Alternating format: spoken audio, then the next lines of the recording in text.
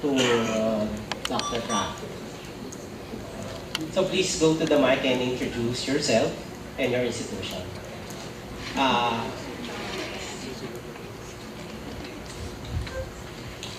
Sir, good afternoon po. Grace Magalso from University of San Carlos, Cebu, Department of Political Science. My question po has something to do with the two pillars, specifically on political security and the pillar on the economic, sir.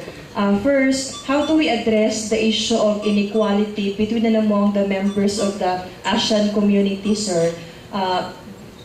There was a paradigm which says that if we don't address that problem of inequality and if we bargain from that particular playing field, we are only assured of unequal benefits. So how do we address that problem of inequality between and among the members of the ASEAN countries? So corrected mo. Sir, sige. Okay. It's already part of the ASEAN program, right? In fact, si Dr. Ang would probably address that, no? But it's part of the whole objective of why there's an ASEAN community. Now, the idea of trying to reduce the gap between the more developed ASEAN countries, no, and the less developed ones. So there are already, as far as the economics is concerned, no, there are already some plans, no, and some actionable points that are already in place.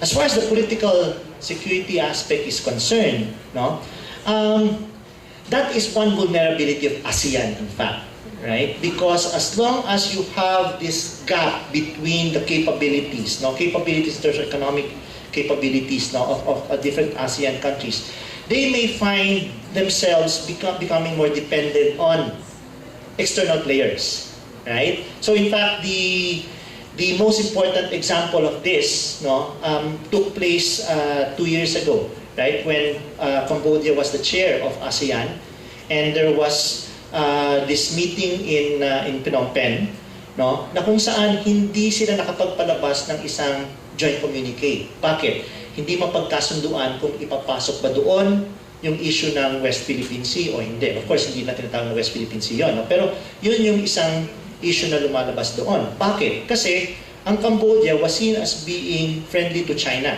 And China, of course, did not want any mention of, no, that particular issue in the joint communique. Now, so what does that mean? Basically, this inequality, as you referred to it, no, actually creates a political situation or political vulnerability for ASEAN. ASEAN is only strong and can have a voice internationally. That's sinasabi natin kanina, yung idea of being able to play a role in the international arena. It can only do that if it's united, right? But if it's divided because some countries look towards some major power, no, as a partner much more than ASEAN, or value the relations with another country, no, much more than ASEAN, then ASEAN is very vulnerable in that way, right? So paano ang tanong mo is paano natin i-address yun? Well, I think something has been done already, no, as far as the issue of the joint communique was concerned, no. Kumbaga, Indonesia tried to intervene, no, and now I think there's more unanimity, no, in ASEAN declarations, no, and meetings, no. But of course, there's no guarantee that this will not recur in the future, right? As long as you have that gap, no, and meron kang mga alyansa kung saan-saan, then you can't guarantee that ASEAN will remain united in that sense. Thank you. Yes, sir. I think we could also we can entertain one more question after this one. Sir, microphone, please. Dito po. Speak as loud as I can. Sir, the proceedings are being recorded, sir. Yeah. Hi, good afternoon. I'm Joe Pada, retired from UP.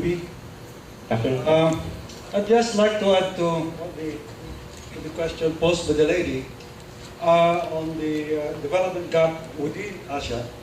The good thing is that the less developed countries are growing much faster than the more developed ASEAN member states. But the bad thing is that the distance between, say, Singapore and Myanmar is just so wide that the annual growth of Singapore, which is about 3,000 US dollars, is much higher than the annual per capita income of Myanmar, or some of the CLMV countries for that matter.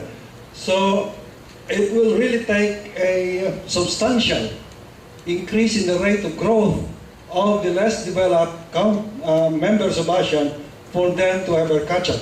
I did some calculations when I presented a paper in Beijing 2 years ago, and I think at the current rates of growth, it will take somewhere between 20 and 30 or 40 years, I think, before, at the current rates of growth, before the lower income countries can catch up with the higher income countries' average income. So medyo matagal-tagal. Medyo matagal-tagal. The good thing is that ASEAN is doing something about it. So I think that Dr. Alvin Ang will probably talk a little more about it. There are concessions given to the lesser developed ASEAN countries that will make it easier for them to get into the trading regime, and hopefully also stimulate development in this group of countries. So yan ang one. Okay. Bad and good thing about this the development gap within among the ASEAN member states. Thank you. Okay. Thank you. Thank you for your comments, sir. One last question. The lady in front.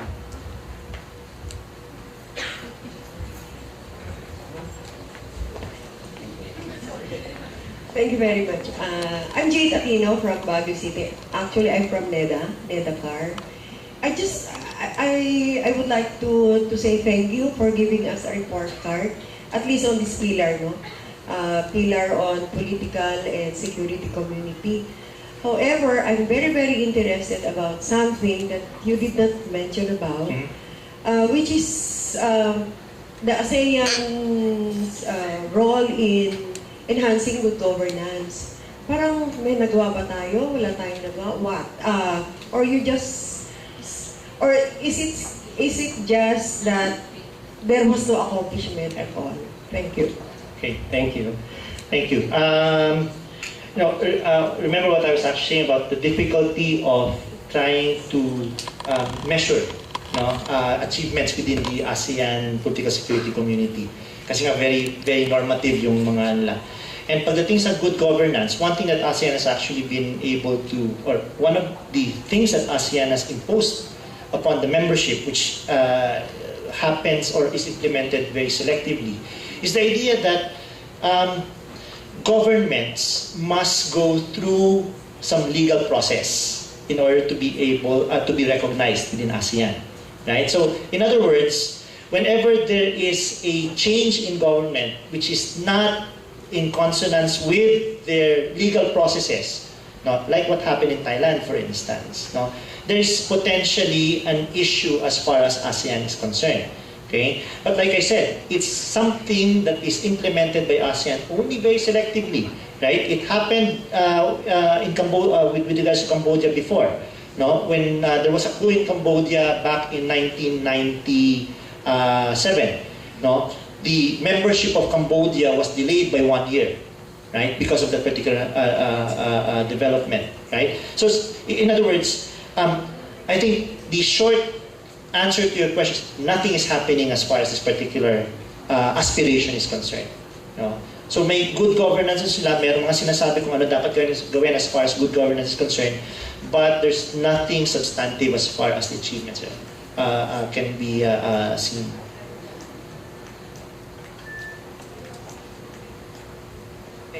Thank you, sir.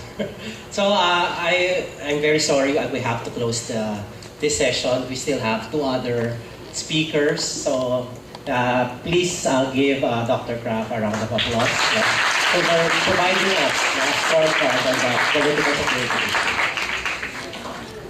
Thank you very much.